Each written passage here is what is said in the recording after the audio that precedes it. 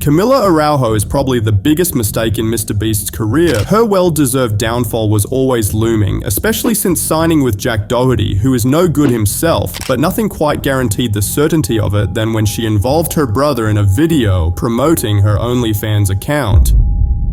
In August 2023, Camilla would upload that video to her YouTube channel. I have a sister that has an OF. My friends always ask me if it's pink.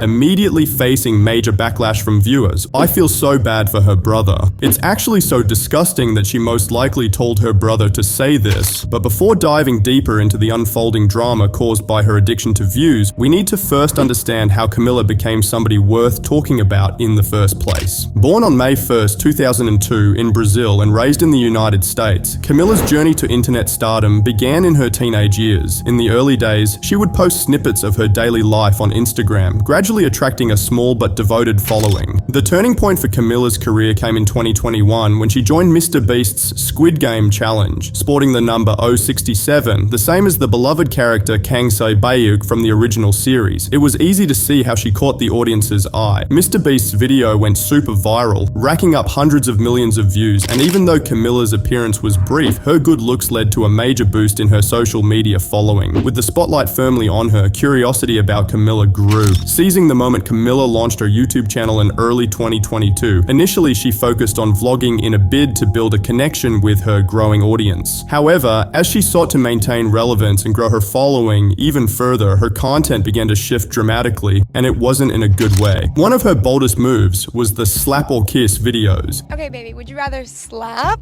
or have the keys to the McLaren? In these, she would approach strangers and sometimes friends, particularly young men, asking them to choose between slapping her on the butt or giving her a kiss. This content shift was starkly different from the girl next door image that had initially drawn fans to her in the first place. As cringe as this was, it would only be scratching the surface of what she would do next. In a supposed attempt to get back the money she lost in the game show with MrBeast, her next career move would be joining the adult content site OnlyFans. The announcement, while shocking, allowed her to monetize her already provocative posts directly, and not much after, it would become her whole persona. She promoted her OnlyFans account aggressively across her social media platforms, often posting suggestive and risque content as teasers to attract subscribers and paying viewers. This strategy, which brought in a lot of money, only encouraged her to push even further. Her use of sexual clickbait became a hallmark of her social media presence. Her Instagram and YouTube channels were filled with suggestive thumbnails and titles that hinted only at explicit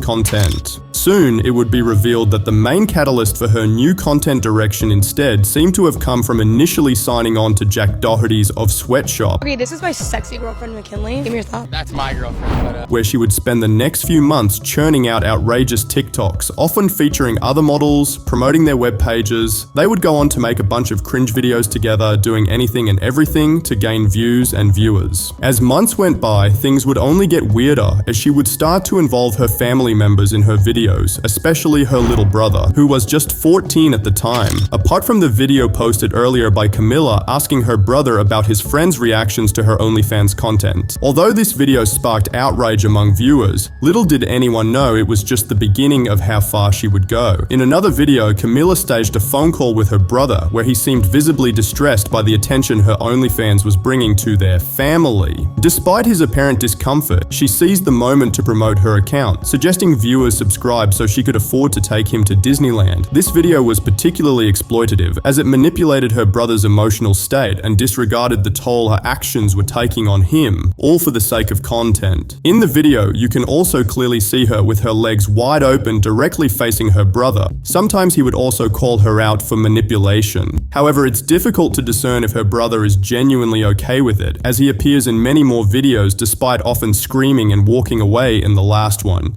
You should go to school. You should pay attention. You should go to college. You should get a degree. Camilla's influence over him is so strong that he's now even reconsidering pursuing an education. Even with comments calling her out for bad behavior, there are many more seemingly encouraging her to do more. Like this one she liked on a video she posted on TikTok. Camilla, don't listen to the haters, they are just jealous. You are perfect just the way you are. Comments like these and so many more would prompt Camilla to go even further to use her whole family to serve her purpose. Her alleged alleged grandparents were also brought into the spotlight. In one instance, Camilla featured her grandparents in staged interviews meant to shock and draw attention to her OnlyFans account again. Camilla's parents were not left out as well. Her father was depicted in videos where he appeared visibly uncomfortable, leading to questions about the strain these actions placed on their relationship, and also how she uses him for content he mostly would rather not participate in. But she would respond with videos like this, showing that apparently the whole family was in on the insanity as long as it brought in the money. The public backlash to these videos was swift and severe. Her social media platforms and comment sections were flooded with negative comments and calls for her to stop using her brother, and by extension her family, in such inappropriate ways. So, if we take all of the above into account, the real decline for Camilla began in September 2023, with calls for social media platforms themselves to take action against her account. But while you might argue that what she was doing was already bad enough, what was to come would prove much worse. It wasn't just her provocative promotional tactics that sparked outrage anymore. Accusations of scamming fans became a major issue, further damaging her already tarnished reputation. Subscribers to Camilla's OnlyFans started voicing their dissatisfaction to her content on the platform, claiming that they did not receive the type of content they were promised. You see, many subscribers only subscribed because there was a chance they would see explicit and exclusive content based on her promotional material, only to be met with mundane or less revealing posts than on her other platforms. This bait and switch tactic angered many who had paid substantial amounts for what they believed would be premium content. Some subscribers even went as far as paying extra for private messages, expecting personalized content.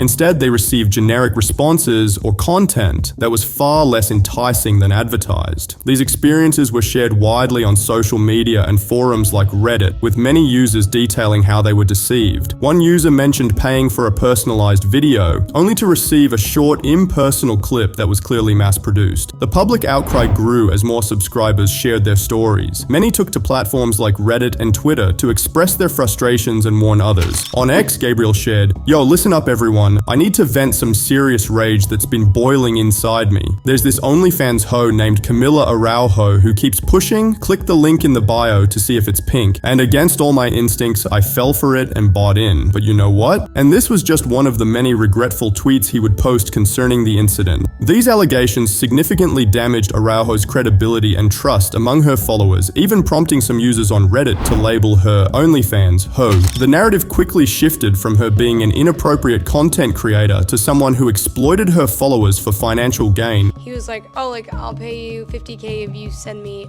a bag of your without delivering on any of her promises. It was clear that Camilla wanted fame and fortune, but was unwilling to put in any real work required to keep it. As these stories circulated, Araujo's subscriber count and engagement levels began to plummet. The combination of the OnlyFans content leak and the scamming allegations painted a picture of a creator who was not just provocative, but utterly dishonest. This made it challenging for her to retain her existing fan base and attract new subscribers altogether. From getting millions of likes per video just a few months ago, today she is barely making those numbers. But despite being one of the most hated people on the platform today, Camilla has made it her mission to stay in the public eye for as long as possible, no matter the cost. Her attempts to manage the fallout is a testament to this. Araujo issued statements through her podcast and social media, denying the accusations and claiming that any discrepancies in content delivery were unintentional. However, these denials did little to quell the anger of her scammed subscribers. The damage was done, and her attempts at damage control were largely seen as insincere. While things had already gone from bad to worse, Camilla found a way to top it all off with her frequent interactions with other influencers and streamers. She was invited by popular streamers who were simply interested in cashing in on her now well-known controversial persona. She also created content with streamer Adin Ross, who invited her onto his live streams through Instagram to stir the pot even further. Oh.